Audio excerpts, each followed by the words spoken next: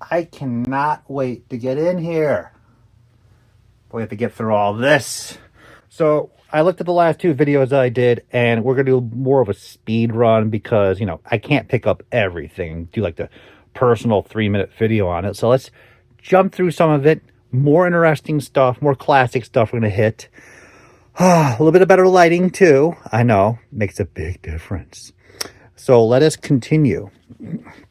We have movie Transformers. Oh my God. I do not like the movie Transformers. And you're like, oh, then why do you have them? Well, his head just popped off. Well, there goes Hasbro. Great quality, guys. That's why actually when you find him very often, his head is missing. So the movie toys I never liked because they're dull, colorless. The transformation, the design, they just look terrible compared to what I grew up with in the 80s and the 90s. And that's fine. People like their movie toys, and that's okay.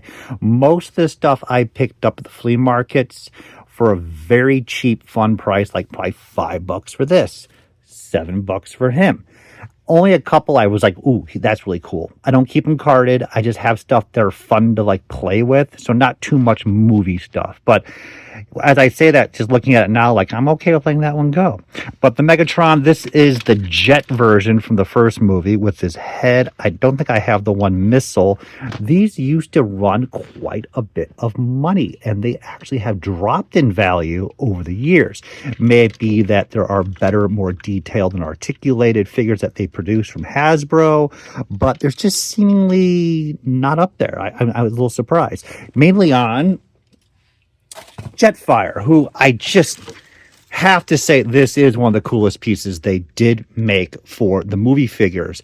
But the stupid part I did not like was the fact that he's an old robot and he has to have a cane. Like, it just, like, there's all this lore and history of the Transformers series from the 80s continuing on, and then they get the movies and they're like, oh, let's just make up stupid stuff and let's make them old because, robots get old after hundreds of thousands of years and their spark, and just shut up. Give me some cool toys. So transformation wise wasn't that bad. The face wasn't that bad. It was just the character design was terrible. But backtracking, this piece used to run about like, I think 200, 250, sealed about 6-7 years ago, and they've gone down to, like, I think 150 now a box, which is fine. But it's just intriguing because you don't see massive drops in value like that often. So another Transformer piece here. So this is where I was at the flea market and I go, oh, it's that new Optimus Prime. It's like $5 again. This, I actually cannot remember the name of the series because this is the point where I was like, you know what? I'm not able to collect the world anymore, and this looks like junk. And I picked up because it is Optimus Prime and it is the deluxe super version of it, but you can see just how cheap the transformation is. Everything is just designed upon that feature. I think that was missile launching. Yeah, it's just the quality just keeps getting less and less. So not much to say on that puppy.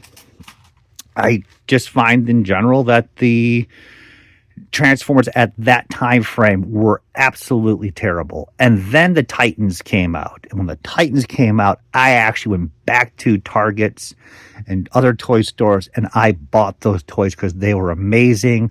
And then all the newer figures they've been producing, most of them in general, have been absolutely stellar. And I've been picking them up mostly to play with, not like die hard to keep them sealed or anything, but they have been wonderful. And they brought back some of that love that I have been missing on some of these toys for a while as a dealer. So that was quite nice, and I was pretty pleased about that. So continuing on, we have, let's try this one, Jazz. So this is the Jazz Stamper Bot. And you just roll them, and he makes little stamp emblems on paper. It's just a nice, simple thing of the 80s. The spoiler's missing, though it is in very clean shape.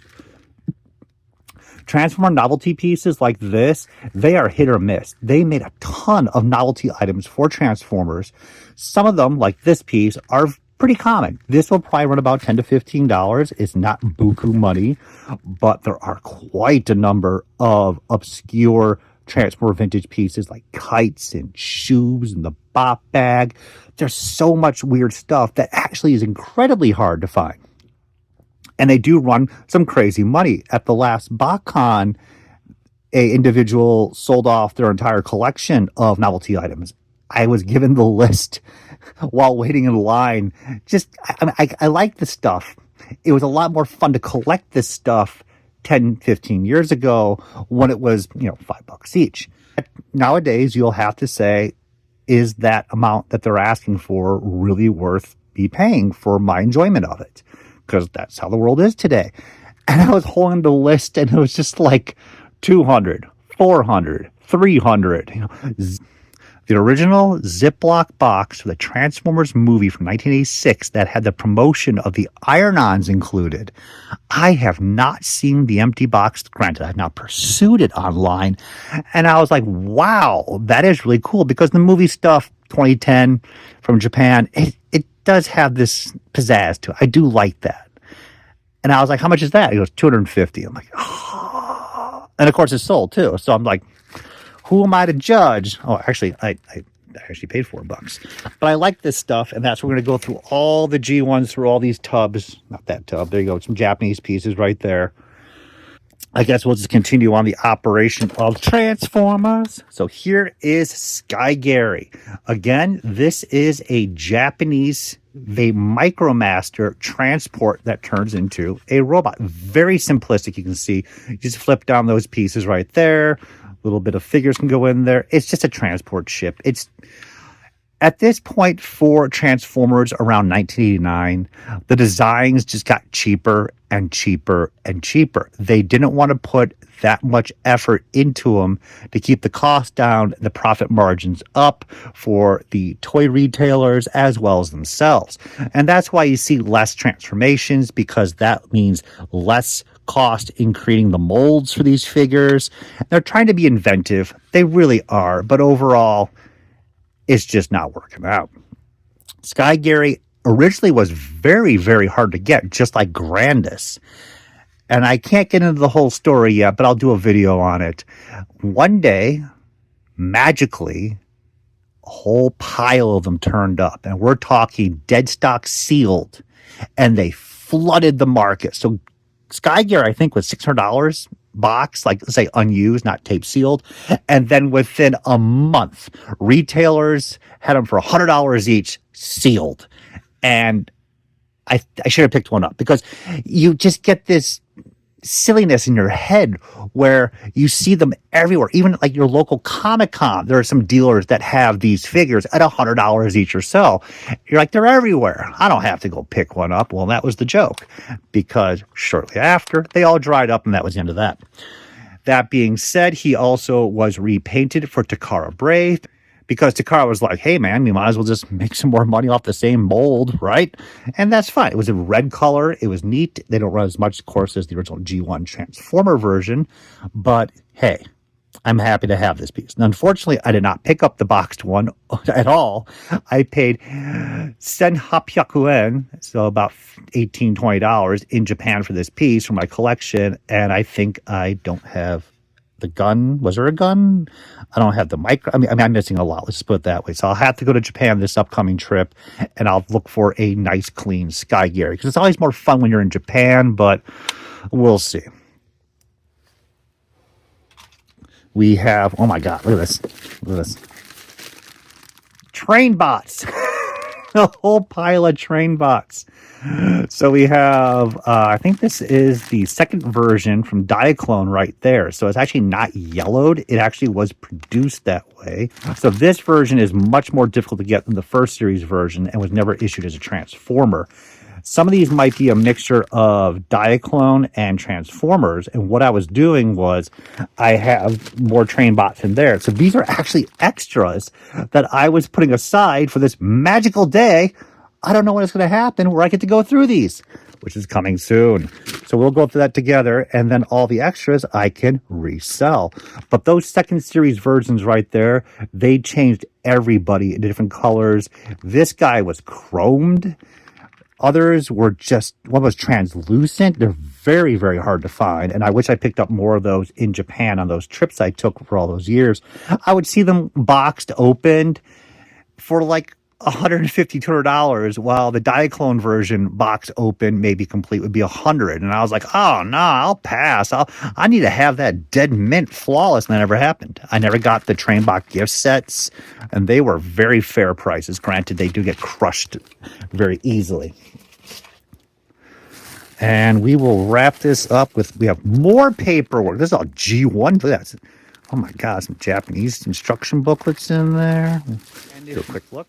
If you're new to the series, this is the heart of this large episodic channel for the moment before we alter to proper amazing items and sit down and discussion about toys.